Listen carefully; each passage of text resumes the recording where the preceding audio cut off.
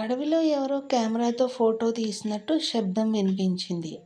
తర్వాత చైన్సా శబ్దం కూడా వచ్చింది. కానీ అక్కడ ఒక్క మనిషి కూడా లేడు. ఆ శబ్దాలన్నీ చేసింది ఒక చిన్న పక్షి. దాని పేరు లైర్ బర్డ్.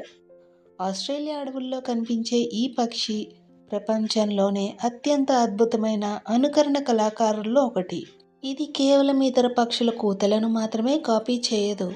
తన చుట్టూ వినిపించే శబ్దాలను జ్ఞాపకం పెట్టుకుని వాటిని మళ్ళీ అచ్చం అలాగే వినిపిస్తుంది. కెమెరా క్లిక్, కార్ అలారం, యంత్రాల శబ్దాలు, ఇంకా ఇతర జంతువుల కూతలు కూడా దీని గొంతులో వినిపించవచ్చు. కానీ ఆశ్చర్యకరమైన విషయం ఏంటంటే ఇది కేవలం వినోదం కోసం ఇలా చేయదు. మగ లైర్ బర్డ్ తన అందమైన తోకను విప్పి తాను నేర్చుకున్న శబ్దాలను ప్రదర్శిస్తూ ఆడపక్షిని ఆకర్షించడానికి ప్రయత్నిస్తుంది. ఆ ప్రదర్శన అద్భుతంగా ఉంటే దానికి జోడీ దొరికే అవకాశం ఎక్కువ. ప్రకృతిలో కొన్ని జీవులు బలంతో గెలుస్తాయి, మరికొన్ని జీవులు వేగంతో గెలుస్తాయి. కానీ ఈ పక్షి మాత్రం తన ప్రతిభతో గెలుస్తుంది. ఒక చిన్న పక్షి, కానీ దాని గొంతులో ఒక అడవి మొత్తం దాగి ఉంటుంది.